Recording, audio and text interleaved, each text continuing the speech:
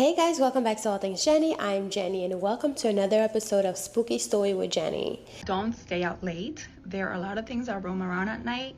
You're out by yourself. I haven't told a scary story in a while, but I watched this video and I heard what she said and I felt like it was the time. So some of you that have been with me for a while know that I used to tell scary stories a lot. I kind of stopped, but I want to get back into it.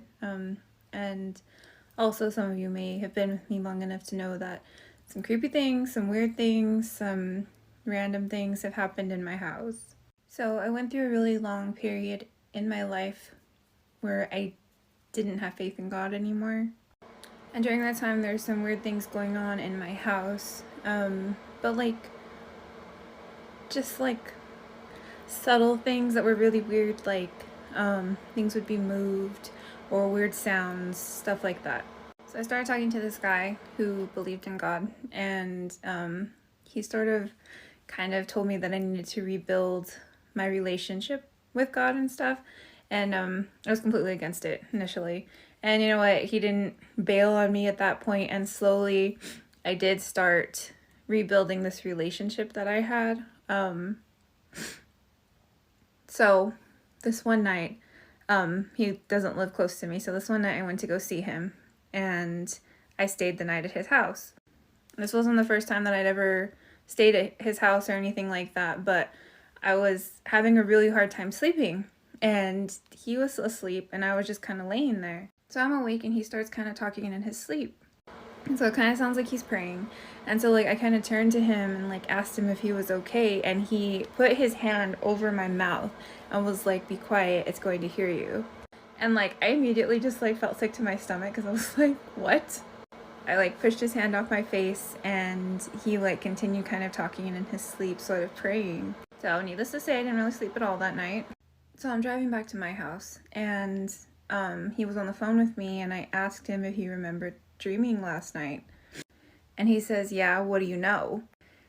And I was just immediately like, "What do you mean, what do I know?" So he starts telling me that his dream was that we were in the room that we were in, and there was a black shadow figure thing in the corner, and it was coming for me, and it was going to attach itself to me. And I hadn't told him that since I had been more open to praying and things like that, that I had started seeing this black shadow figure thing in my peripheral vision around my house. So I immediately panicked, and I told him about it.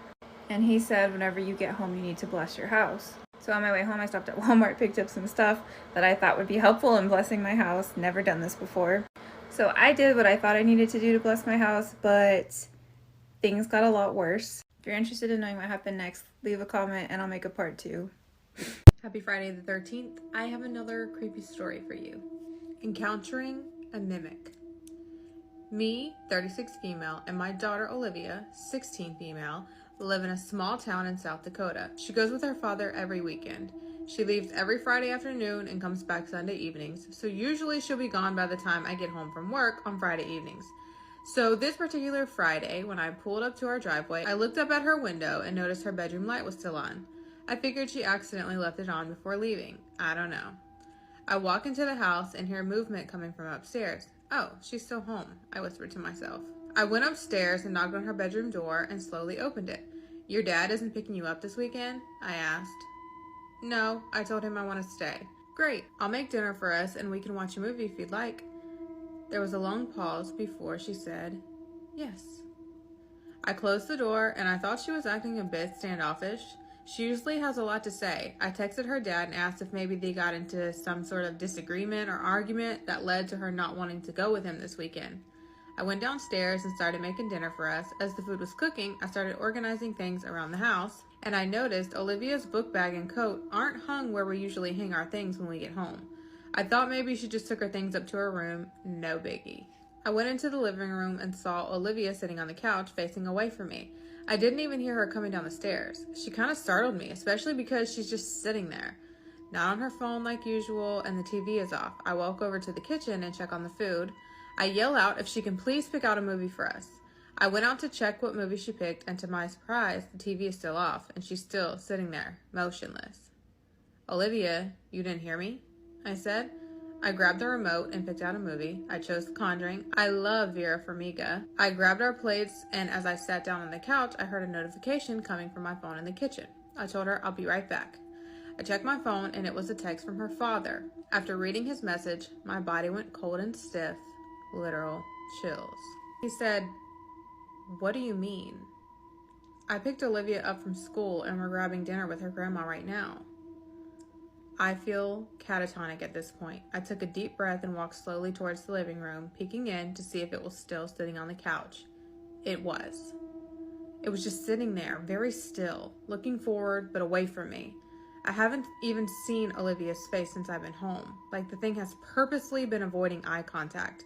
I went back into the kitchen. I did not know what to do. I'm effing terrified.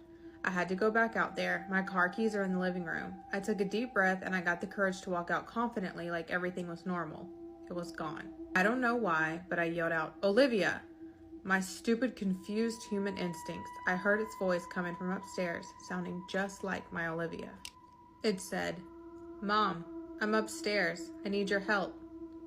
In the most sinister voice. Hell no. I grabbed my keys and ran out of the house. I was shaking so much I couldn't even put the damn keys in the ignition. God, I wish I had a push start at this very moment. As I reversed out of my driveway, I looked up at the house, and it was at Olivia's window, waving at me, faceless. I couldn't even breathe. I never drove off so fast in my life. Story time of when something weird as fuck happened to me.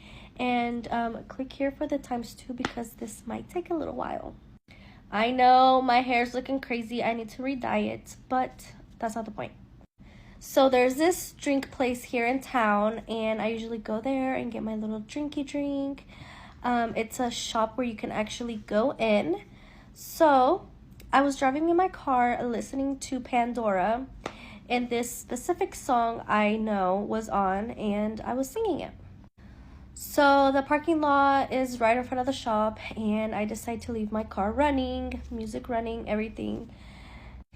And we all know that Pandora is different for everybody. So I get out the car with the song literally still playing in my head.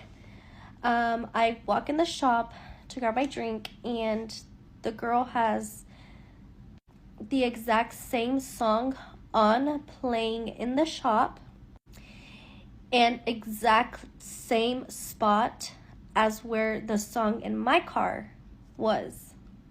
So I was like, what the hell is going on? Like, how is that possible? It's Pandora. Like, maybe if it was a playlist. I don't know. It's Pandora. The same exact song, same exact place in the song as it was in my car. And I was so spooked and I felt so weird. I was like, how the heck is that possible? But yeah, it was a weird experience. I don't know if it was my lucky day. Should have went and did some things for my lucky day. I could have won some stuff. I don't know. But has it happened to you guys? I know I just saw a video. This is why I remembered, and I'm telling you guys a story. But I just saw a video where you're literally in the same room as people or your partner, and you're singing a song in your head. And then out of nowhere, the person in the same room starts singing it out loud. Like, what? So I remembered about this. So I was like, I'm going to do a story time. But yeah, has this happened to you guys ever? Or what happened? How is this even possible? If I was listening to Pandora, she could have been listening to Pandora too. But the same song at the exact same spot where I left the song in my car, that was still playing. I don't know. Somebody explain. Okay, so there's this girl named Emily, right? And Emily has a problem. If you get that reference, then you get it. Anyways, when Emily was 5 years old, her father died in a car accident. This took a toll on her entire family, including her mom. And it took her mom years and years and years to get over the grief and move on. But after years, she finally did. She met this guy. His name is Robert. Robert seems like a great guy. They seem to really click. and they get married. Robert seemed damn near perfect at first. Like, he was charming, he was attentive, he was always down to help. But as time went by, there was this feeling about Robert that Emily just couldn't shake off. It started with some small things. For example, Robert did not like to talk about his past. It was as if he didn't even have one. Like, he dodged questions, any type of questions about his past or family. He just plays it off, or he changes the subject. Anyways, fast forward, it's Spirit Week at Emily's school, and tomorrow is Crazy Hair Day. So Emily goes to her mom like, Mom, it's Crazy Hair Day tomorrow. I know there was this old wig we had from Halloween last year. Where is it? And her mom is like, oh, it's in the attic. You can get it from there. It's in one of the boxes. She's like, great. So she goes to the attic. She's looking for the wig. And so she sees this one box and she looks inside. But she found a photo album, like an old photo album. And she loves looking at old pictures because, as you guys know, her father passed away only when she was 5. So she loves looking at pictures of her father. So she's sitting there just going through the pages of the photo album, looking at her dad's pictures with her and her mom. Him and her mom, I mean, like them as a family. Then he sees this picture of her dad with this man. And this man looks a lot like Robert. Too much like Robert. He's like, that is so weird. So she takes the picture with her. She goes downstairs and she shows it to her mom. She's like, Ma, I just found this picture in the attic of Dad, and look at the man standing next to him. That looks a lot like Robert. But it can't be Robert because this picture was taken 20 years ago. And her mom is like, oh no, it's probably just somebody that looks like Robert because that's impossible. It can't be Robert. And so her mom brushes her off, but she still has this feeling. And at this point, this feeling that she has about Robert is growing immensely. And now she can't get this out of her mind, and so she starts to pay closer attention to her stepfather. She tells her best friend about this, and this is kind of like their new obsession. As she's paying closer attention, she's starting to realize that he's a bit secretive about his work. He's always on mysterious phone calls. He would randomly leave the house for work reasons, but Emily wasn't buying it. And so her and her best friend decided that the next time he has a work emergency, they are going to follow him. Hey, okay, so this story was submitted from one of our subscribers and it is based in New Orleans. So it says, I'm from Louisiana, born and raised. 2 years ago, I started dating this physiologist in New Orleans. We started by texting each other, and then she invited me over to meet her in person while her cousins were visiting New York. Both her and her cousins are from New York, but they are in Bosnia. I think that's in New Orleans. I'm not sure. Don't come for me. She was super spiritual. I noticed crystals and sage, etc., etc. Didn't think anything of it. She asked me to spend the night on the first time of meeting her in person. I did. Prior to that, I never spent the night in New Orleans, only to visit to fish at Lake Pontchartrain. I don't know. Maybe y'all know where that is. I don't know where that is. In pronunciation, don't come for me. We woke up and both smelled breakfast. I told her, your cousins must be cooking us breakfast. All of us were kind of hungover. But when we went into the main part of the house, where her kitchen, living room, and dining room is, one area, her cousin was still sleeping on the couch. We went back to her room and she started telling me about ghosts at her place, how her swing moved by itself on the front porch, and how she would hear walking while she sat on the couch. I wasn't a believer, so I told her logically explained. Because of my thinking. Some months have passed, and lo and behold, while chilling with her on the couch one day, I witnessed her porch swing rock back by itself. I looked up above the swing where the tree is to see if the foliage was moving. It wasn't. I totally brushed it off. Some more months passed by. I totally brushed it off. More months go by and we're sitting on her couch again, and we both hear her floor crack like someone was walking in the house. I told her that once we walk in a certain area of the house, that the floor would take a while to snap back in place. I walked over and in a spot I noticed squeaked and stepped on it and realized that it snapped right back, immediately proving me wrong. She lit her sage and other things, and I think, and kind of got me spooked, but got over it after that night. These next 2 instance made me realize that I was wrong about ghosts. So more months go by, and this one night, I'm over spending the night. I woke up out of my sleep to get water. Like I mentioned earlier, her kitchen, dining room, and living room is one area. She had these huge windows, double windows over her couch that gave me an amazing view of the $1 million home around her house. $1 million home. Listen. This one house had 6 windows on one side and of the house, and I would always stare at it, thinking to myself, I would be in that house.